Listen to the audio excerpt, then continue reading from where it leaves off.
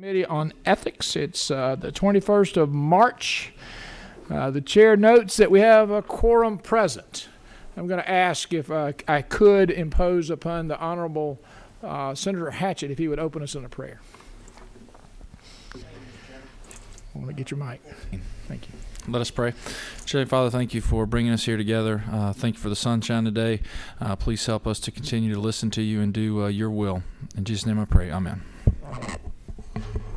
Thank you, Senator. We have one item on the agenda this afternoon. It is House Bill 842, Representative Cantrell. This is a hearing only. We'll be happy to accept public input at the end of the hearing if you'd like to provide input. Otherwise, we'll take no action on this bill today. For announcement purposes, the Ethics Committee will meet again on Wednesday. That would be the 23rd, is that right? The 23rd at 5 p.m. And this is to allow us as a committee to understand HB 1464. It will be an opportunity for the authors of the bill to present it to the committee and the committee to have conversation and questions there. But we will take no action on Wednesday on that bill. And at that time, we'll take no public input. We'll take public input on that at a later date. So let's begin the afternoon by recognizing Representative Cantrell. If you will come and share with us HB 842. And the LC is... I don't have the bill in front of me. LC 432385S. Thank you, Mr. Chairman. Committee members, it's the first time before the Senate Ethics Committee, so go easy on me, all right? When I was first elected 8 years ago, I didn't ask. I didn't really care how much we got paid because I was doing it for public service. But I have to say, when I found out what we got paid, I found it to be a rather embarrassing number. So I decided then, in my first session, I determined I was only going to serve 4 terms. So I decided then that when I came to my 4th term and it would no longer benefit me personally, that I would try to address the payment, the fairness of our salaries. So last year I introduced a bill. It was bipartisan bill to raise our pay to what the State Commission on Compensation had recommended it be. And I thought we were going to get to vote on that bill, but it did not quite make it to the floor.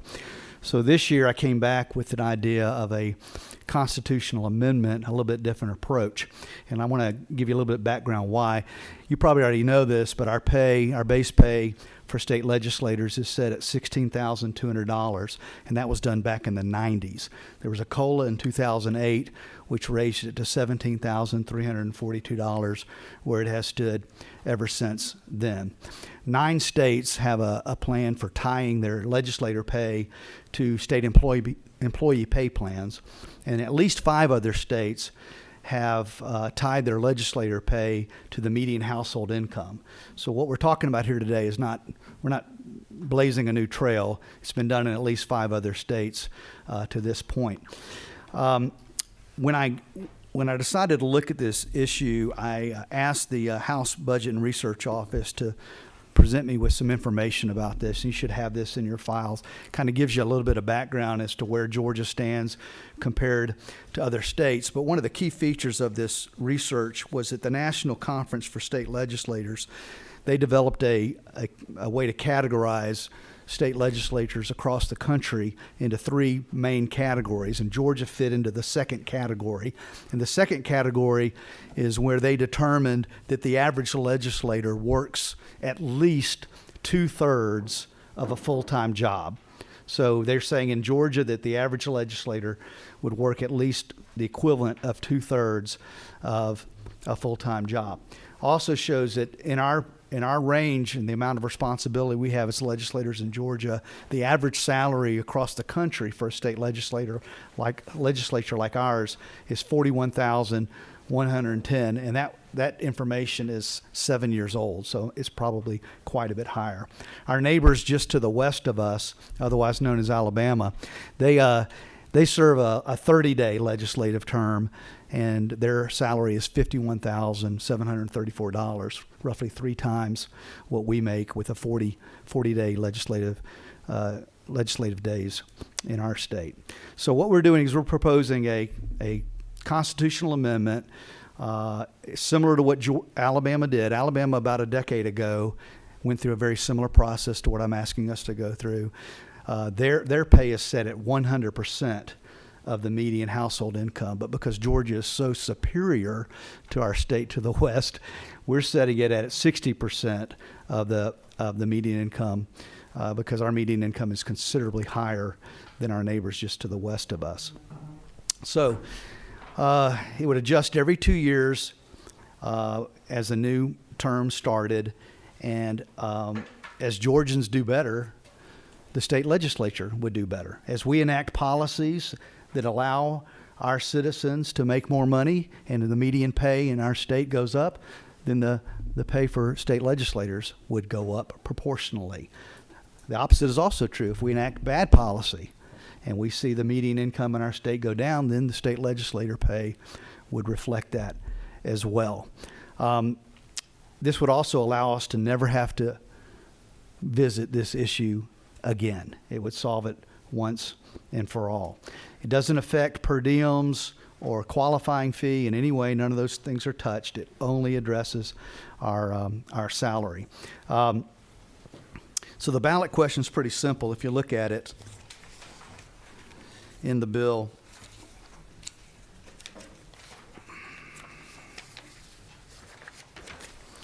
on lines 39 through 42, it says, shall the Constitution of Georgia be amended to restrict the ability of the General Assembly to increase the salary of state senators and representatives and establish a standard salary for such individuals equal to 60% of the median household income in Georgia?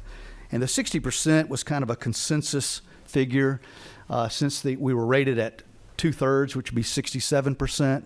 We basically chose a number that was a little lower than that. Felt like that would be an appropriate number to reflect kind of more of a fairness issue about how much we should be paid.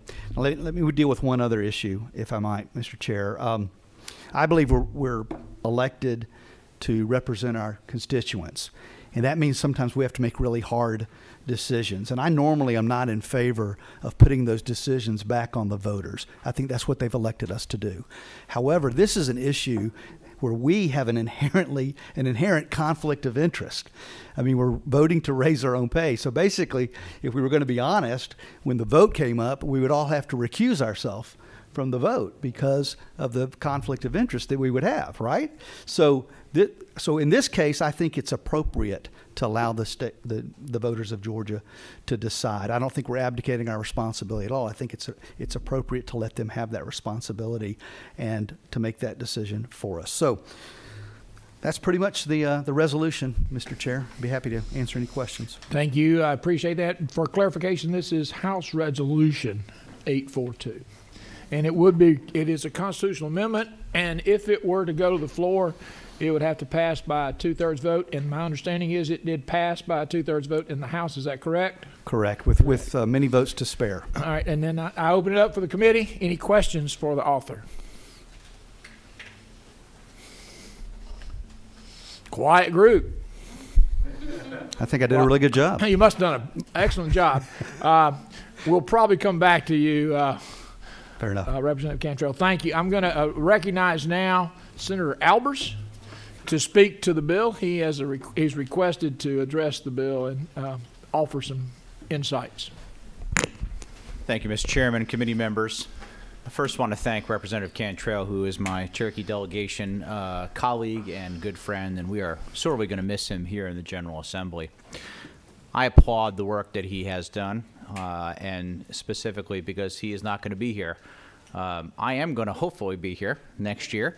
However, I donate my salary every year to charity.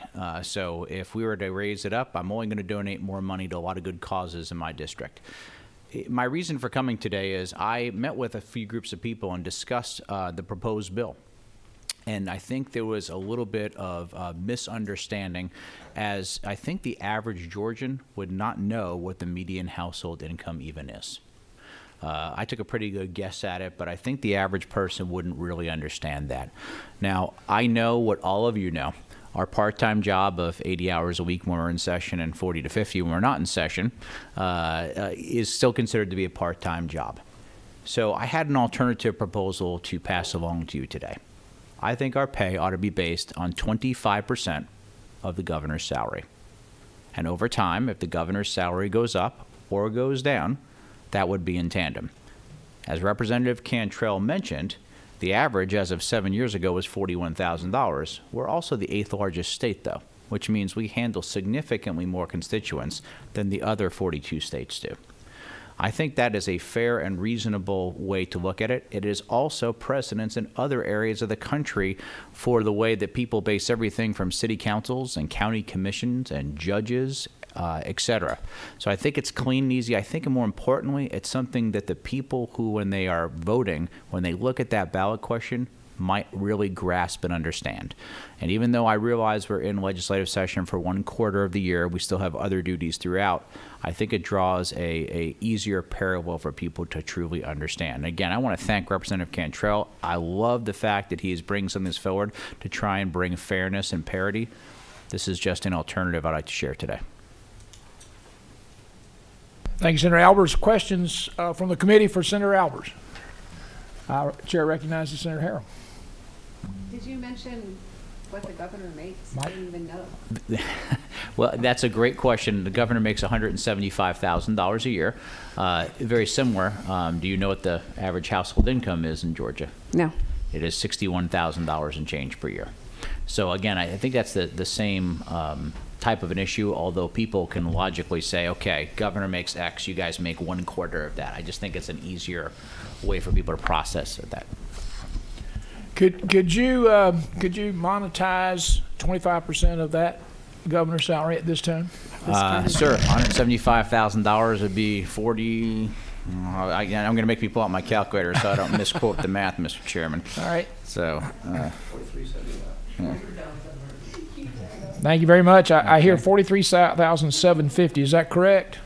All right, and then Representative Cantrell, are you comfortable with your median household income number, 61,000-ish? Can you come back up? Yeah, please. I invite Representative Cantrell back, and maybe we'll tag team here a bit to get some information. Be 36.6. Representative Cantrell, what is your understanding of the median household income? It's right around 60. The problem with it is that if you Google it and do a little research, you'll come up with several different numbers in that range. So the bill specifically puts the responsibility on the Department of Labor to determine what that is every other year based upon the best information at that time. Right. So if it's roughly 60, then your proposal would move it to 36. Roughly is that 36, right? correct. And for me, Mr. Chairman, it's not even so much the exact amount of money per you're se. right. It's more of just the parity of what people both perceive, but what actually legislators do. And you know, Representative Cantrell mentioned this. Most of us here are blessed. We have great flexibility in life. We have achieved a certain financial goal in life that allow us to serve. But if this is going to open up to someone who serves as a first responder or a reservist in the military or someone who maybe was a teacher who wants to serve for a couple years, do something different, I think we have to look past that ability to make sure that we're getting truly a blend of all people from Georgia to do this type of work. One more question for Mr. Cantrell. It is my understanding that this bill would take the responsibility of adjusting any legislative pay away from the legislature. Is that correct? That is correct. And put it in the hands of Georgia citizens. Is that That's correct? correct. Well, it would put it at one time in their One hands, time. and then then it'd be would- set. Thank you. Chair recognizes Senator Robertson. Yes. First of all, I've got to talk to my wife when I get home. I didn't realize we got paid for this, so I thought I was being punished. You are. Yes, or she is. Well, yeah, that too. I want to say, first of all, to Representative Cantrell, again, I want to thank you for the 4-year friendship that you and I have had inside this building and outside this building. I recognized early on that you were a man of character and integrity, and in my world that I try to keep very small, that means a lot, and I appreciate that. Now, I want to be clear. This Georgia Department of Labor, is this the same Georgia Department of Labor that my constituents had to deal with during a worldwide pandemic? Unfortunately, you're accurate, but we're addressing that matter. That matter will be addressed by the time the effective date of this bill. Did you find any other states where DOL was involved in any way with the determination of legislative pay? Yes. Every state had a different department that they assigned the duties to determine what the median income was for that state each election year, and the DOL was the most common department charged with that responsibility. Thank you. And Chairman Albers, is the primary purpose of looking at the governor's salary as a way to determine this? Is that meant to be a way to make it easier for the citizens of Georgia to understand what legislative pay is and how it's calculated, as opposed to sometimes the more complicated formulas that are used through Department of Labor, Economic Development, and other things that tend to be over the head of the common, speaking of myself, math student? You're exactly right, Senator. It's just really to simplify the equation. You know, when we go to the ballot, that's going to be one of the last things people are going to see after many, many pages. A lot of people don't have the time necessarily to research everything to the nth degree, and I think it would just be easy for them to understand and know what they're truly voting for. In reference to your first comment, by the way, I had no idea we got paid either until somebody handed me a tax form during orientation 12 years ago, so I understand. Thank you. Any other questions? I thank the author and Thank you, Senator Mr. Chairman. Albers. Mr. Is there Chairman, any? could I speak to Senator Albers' proposal? Happy to. Yes. He's my friend, and we talked about this ahead of time, so I see it as a friendly suggestion. But let me tell you why I don't think it's a good idea. Okay, a couple reasons. Number one, Senator Harrell displayed people have equal ignorance of the governor's salary and the median household salary. So I don't think it solves that problem. Maybe 25% sounds better, but it doesn't solve the problem of voter education that's going to have to take place. The other thing is that if we were to go with the governor's salary, you're looking at a stagnant solution to a dynamic problem. In other words, if we go with the median income, our salaries would go up and down based upon the economy of our state. If we go with the governor's income, then we're stuck. It's just a flat pay, and then we're stuck in the same situation we are now. That an only way to raise our pay would be for us to do it by raising the governor's pay, which would then in essence raise our own pay. So I appreciate what he's saying. I think messaging is very important in this, and I think there's plenty of good ideas out there. I'm just not convinced that this is necessarily a better idea. It's a good one. I take it back. I don't know. I'm that not it's going to better. miss him after all. Thank you, Representative Cantrell. The chair recognizes Senator Hatchett. Number 14. Thank you, Mr. Chairman. This is actually what I was going to ask, and I think you may have just addressed it, but I just wanted to make sure I'm clear. The only way the governor's pay gets raised is by the legislature voting on it. That's correct. And we did that the last year of Governor Deal's term, and the idea was that we were going to work our way down the list after we took care of the governor. But then we never had the courage, or whatever word you want to use for it, to address the other issues that we have for the lieutenant governor, speaker of the House, and then the General Assembly. So I might offer an legislators. alternative perspective to that, as we did this year for a $5,000 cost of living increase for the entire state government employees. We would likely do those things in the future as a state, as both the necessity and the revenues provided that as an option to us. So I think there is a mechanism that would do that wouldn't necessarily just pick out one party or another. It would be a broad thing, and I hope that we continue, because we're the #1 place to do business, to grow and have the revenue to support all of our employees. Chair recognizes Majority Leader. Thank you, Mr. Chair. First, an observation. I see that 5 of the 7 states that are more populated than us are full-time legislatures. I did not know that before seeing this. Second, I understand what you're doing, and I appreciate it. That's a pretty complex word problem to have at the end of a ballot. I agree. At first blush, it almost looks like, because if you're doing like me and you want to get out of there, you're going to read about every 4th word. General Assembly increased salary to individuals equal to 60%. And it almost looks like a 60% raise when the way it. I'm certainly open if you have a better way to word it. No, I just throw out problems. I think Senator Albers has an idea. That's good.